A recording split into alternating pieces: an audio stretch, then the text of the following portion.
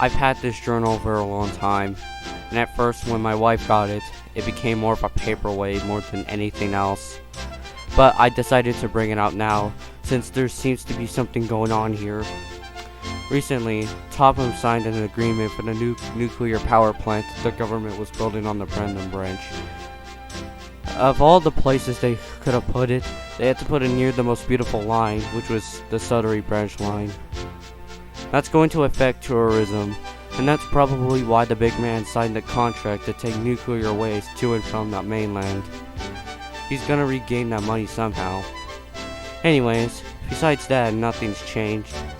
Diesel engines have been coming here more often to Vickerstown, while steam engines rarely take the trains.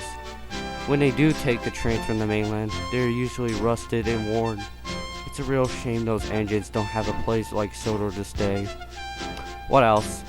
Edward's doing fine, and he's got a similar opinion on the power plant.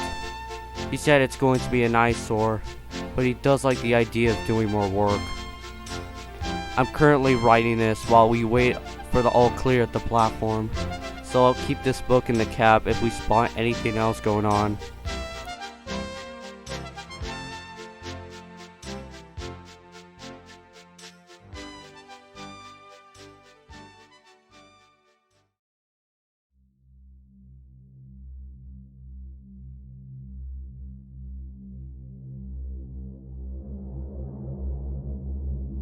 Well, as I said, if there was something weird going on, I would write about it, and it seems like I was right. While I was talking to Leonard at the docks about how his son's birthday went, we hear sirens blaring in the distance. Lucky for us, Edward needed to go light engine back to Sudbury to pick up his next train anyways.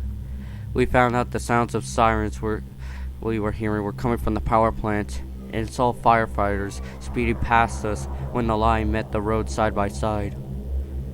When I got home this evening, I turned on the telly and found out that it was a drill in case of a containment breach.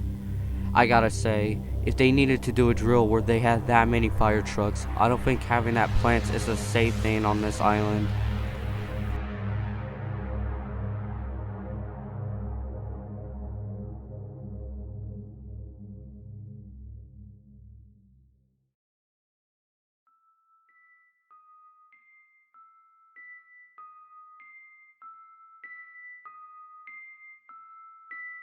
God dang it, I knew this would happen one day.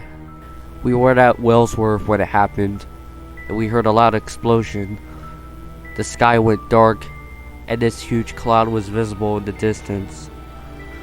Charlie and I knew exactly where that came from, and we knew we had to go. People cleared the platform faster than I've ever seen before. We knew the shockwave would be coming in fast, so we alerted the guard, and luckily, he had seen what we saw. We blew his whistle, and we released the brakes, hit the regulator, and pulled on the whistle for dear life. I'm hoping that Cedric that is still in the signal box to set the points. Oh, thank God he was, because without him, we would have been killed. We sped down the lights at speeds we've never gone before. We passed Donald. He was heading on the opposite way, pulling the slow goods. We found out later that he didn't make it out alive. Neither did William or Colin in his cab. Edward was probably the most horrified out of all of us, and I don't blame him. While we all had some layer of protection, he didn't, so that probably motivated him to go faster. We shot past Crosby, and that's when the shockwave hit us, and Jesus, it was strong. It caused the glass in the carriages to shatter and rock from side to side. Edward's front pony truck also derailed on the points because of it, but those things didn't stop us. We could feel the heat rising, but we didn't stop until we got to Nafford. Luckily, we made it safely and huddled everyone into the station building. We heard on the radio that the entirety of Brenham was hit by the explosion, and the death toll was unknown.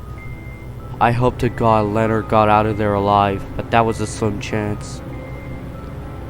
It's been almost 6 hours in this stupid station, and no one's received any word or whether or not it's safe to go out yet.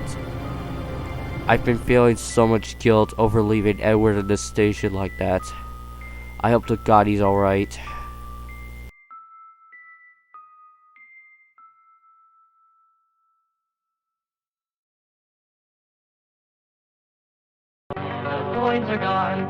are free of them now, but we look on to the moment that we see the next slice of cake, a step closer to the prize brought on by Catastrophe.